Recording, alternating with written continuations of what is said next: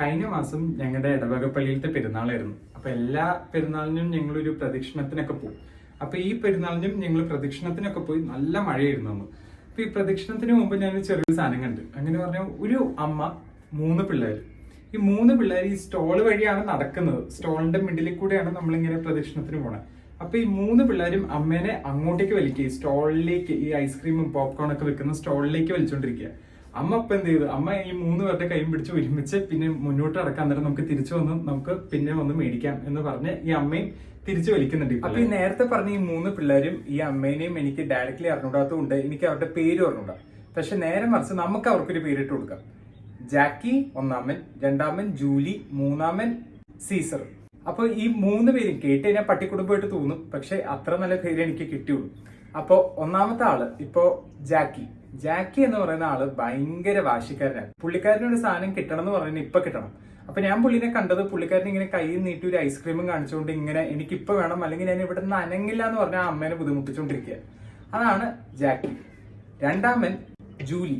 Julie ചെയ്യുന്നതെന്ന് പറഞ്ഞാൽ ജൂലിക്ക് ആകെയുള്ള ഒരു നോട്ടം എന്ന് പറയുന്നത് ഇപ്പൊ ഈ ഐസ്ക്രീം ഞാൻ എടുത്ത് കഴിച്ചു കഴിഞ്ഞാൽ ഒന്നാമത് മഴ. അപ്പൊ എന്തൊക്കെ പറയുന്നത് എനിക്ക് ചുമ കയറി പിടിക്കും. ചുമ പിടിച്ചു കഴിഞ്ഞാൽ എനിക്ക് അടുത്ത ആഴ്ച ക്ലാസ്സിൽ പോകാൻ പറ്റൂല. അപ്പൊ അങ്ങനത്തെ ഒരു മോറൽ സൈഡ് ഓഫ് തിങ്സ് ചിന്തിക്കുന്ന ഒരാളായിട്ട് എനിക്ക് തോന്നി ജൂലി.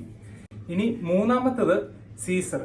സീസർ എന്ന് പറയുന്ന വ്യക്തി ഇതൊന്നുമല്ല. സീസർ വിചാരിക്കുന്നതെന്ന് പറഞ്ഞാൽ ഓക്കെ, അമ്മേനെ ബുദ്ധിമുട്ടിക്കണ്ട, അമ്മ ഇപ്പോ എന്തൊക്കെ പറഞ്ഞ് മേടിച്ചു തരാന്ന് പറഞ്ഞു. പ്രദക്ഷിണമൊക്കെ നടന്നു തീർന്നിട്ട് നമുക്ക് തിരിച്ച് ആ കടയിൽ വന്നിട്ട് നമുക്ക് നൈസായിട്ട് ഹാപ്പി ആയിട്ട് നമുക്ക് അത് കഴിച്ച് നമുക്ക് പോകാമെന്നാണ് പുള്ളിക്കാരൻ വിചാരിച്ചിരുന്നത്. അപ്പൊ പുള്ളിക്കാരൻ അല്പം കൂടെ അമ്മയുടെ ബുദ്ധിമുട്ട് മനസ്സിലാക്കി ആക്ട് ചെയ്യുന്ന ഒരാളായിട്ടാണ് എനിക്ക് മനസ്സിലായത്. ഇപ്പൊ ഞാൻ ഈ നേരത്തെ പറഞ്ഞ ഈ 3 പേര് നമ്മൾ പരിചയപ്പെട്ടല്ലോ. ആരൊക്കെയാ? ജാക്കി, ജൂലി, സീസർ. ഈ 3 പേരെയും തമ്മിൽ കണക്ട് ചെയ്യുന്ന ഒരു വലിയൊരു സാധനമുണ്ട് സൈക്കോളജിയിൽ. അപ്പൊ നമുക്ക് ഒന്നൊന്നായിട്ട് പോവാം. ആദ്യത്തെ ആള് ജാക്കി. ഈ വാശിക്കാരനായ ജാക്കി എന്ത് സാധനം ചോദിച്ചാലും എനിക്ക് അപ്പം വേണം, അല്ലെങ്കിൽ അവിടെ കിടന്ന് ഉരുളണ ആളാണ് ഈ ജാക്കി. വാശി എന്ന് പറഞ്ഞാൽ അങ്ങേയറ്റം വാശി. അപ്പൊ പുള്ളിക്കാരനെ സൈക്കോളജിയിൽ നമ്മൾ പറയുന്നതെന്ന് പറഞ്ഞാൽ ഇഡ് എന്നാണ്. അപ്പൊ ഈ ഇഡ് എന്ന് പറഞ്ഞൊരു സംഭവം ഒരു മനുഷ്യന്റെ ബേസിക് ആയിട്ടുള്ള പേഴ്സണാലിറ്റിയുടെ ഒരു ഫോം ആണ് ഇഡ് എന്ന് പറഞ്ഞു കഴിഞ്ഞാൽ, അല്ലെങ്കിൽ പേഴ്സണാലിറ്റിയുടെ ഒരു സ്ട്രക്ചർ ആണ് ഈ ഇഡ് എന്ന് പറയുന്ന സംഭവം. ഇനി രണ്ടാമത്തെ ആള് ജൂലി.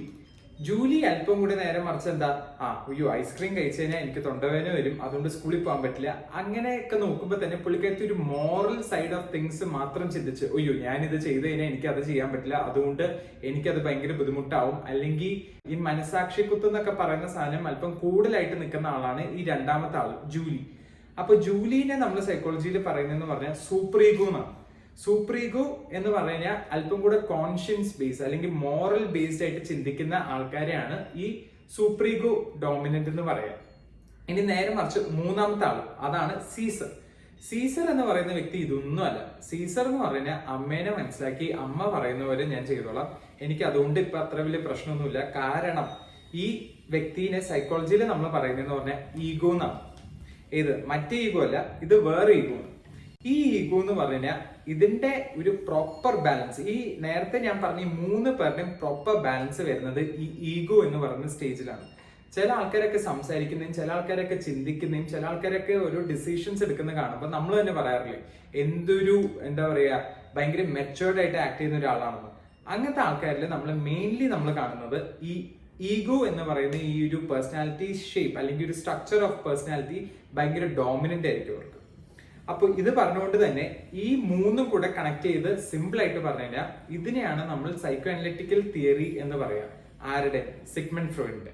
ഒരു മനുഷ്യനപ്പൊ എന്താവും അഡൽട്ട് ലൈഫിൽ എന്നുള്ള ഒരു കാര്യം നമ്മൾ ഡിസൈഡ് ചെയ്യുന്നത് നമ്മുടെ ചൈൽഡ്ഹുഡ് ബേസ് ചെയ്തിട്ടാണെന്നാണ് സിഗ്മണ്ട് ഫ്രോയിഡ് പറയുന്നത്. ഒരാളുടെ പേഴ്സണാലിറ്റി മെയിൻലി ഷേപ്പ് ചെയ്യുന്നത് അയാളുടെ ചൈൽഡ്ഹുഡിലാണ്. ഇത് തന്നെ വേറൊരു കാര്യം പറഞ്ഞാൽ ഈ 3 നേരത്തെ ഞാൻ പറഞ്ഞ പോലെ തന്നെ ഒരു പ്രോപ്പർ ബാലൻസിൽ വേണം ഇഡ്, ഈഗോ, സൂപ്പർ ഈഗോ വരേണ്ടത്. ചില ആൾക്കാർക്ക് ഇഡ് ഭയങ്കര കൂടുതലായിരിക്കും. അപ്പൊ അവർക്ക് ഭയങ്കര വാശിയായിരിക്കും, എനിക്ക് ഇപ്പൊ കിട്ടിയില്ലെങ്കിൽ ഞാൻ ഇവിടെ കിടന്ന് ഉരുളെന്ന് പറയും. നേരെ മറിച്ച് ചില ആൾക്കാര് സൂപ്പർ ഈഗോ ആയിരിക്കും, അയ്യോ ഞാനത് ചെയ്തതിന് ഇപ്പൊ എന്തായിരിക്കും വിചാരിക്കുക, അങ്ങനെ പറയുന്നത് അയ്യോ എന്നെ പറ്റി എന്ത് വിചാരിക്കും, ഇതൊന്നും അല്ല എന്റെ സംസ്കാരം, അങ്ങനത്തെ ഒരു ടൈപ്പ്. നമ്മുടെ ബാംഗ്ലൂർ ഡേയ്സിലത്തെ കുട്ടൻ. ഇനി മൂന്നാമത്തെ ടൈപ്പ് ഞാൻ പറഞ്ഞ പോലെ തന്നെ ഈഗോ. അവരെന്ന് പറഞ്ഞാൽ അല്പം കൂടെ മെച്ചുവേർഡ് ആയിരിക്കും, റാഷണൽ തിങ്കിങ് ഉള്ള ആൾക്കാരായിരിക്കും അവര്. അവരെന്ന് പറഞ്ഞു കഴിഞ്ഞാൽ അവരിങ്ങനെ ചിന്തിച്ച് കൂട്ടി ഓരോ കാര്യങ്ങളും കാൽക്കുലേറ്റ് ചെയ്ത് എന്തായിരിക്കും അതിന്റെ നല്ലത്, എന്തായിരിക്കും അതിന്റെ ചീത്താവശങ്ങൾ എല്ലാം ചിന്തിച്ചിട്ട് ഒരു ഡിസിഷനിലേക്ക് എത്തുന്ന ആൾക്കാരായിരിക്കും ഈഗോ. അപ്പോ ഇപ്പൊ നമ്മൾ ഈ പറഞ്ഞ എല്ലാ കാര്യങ്ങളും കൂടെ നമ്മൾ സിമ്പിൾ ആയിട്ടൊന്ന് സമ്മപ്പ് ചെയ്യുകയാണെങ്കിൽ ഇതിനെയാണ് നമ്മൾ വിളിക്കുന്നത് Sigmund Freud's psycho analytical theory. അപ്പൊ ഇതിൽ പറയുന്നത് സിമ്പിൾ ആയിട്ട് നമ്മൾ പറയുകയാണെങ്കിൽ ഒരു മനുഷ്യന്റെ പേഴ്സണാലിറ്റി സ്ട്രക്ചറിന് 3 സ്ഥലങ്ങളുണ്ട്. That is id, ego, super ego. നേരത്തെ പറഞ്ഞ പോലെ തന്നെ ഇതാണ് മോസ്റ്റ് ബേസിക് പേഴ്സണാലിറ്റി സ്ട്രക്ചർ.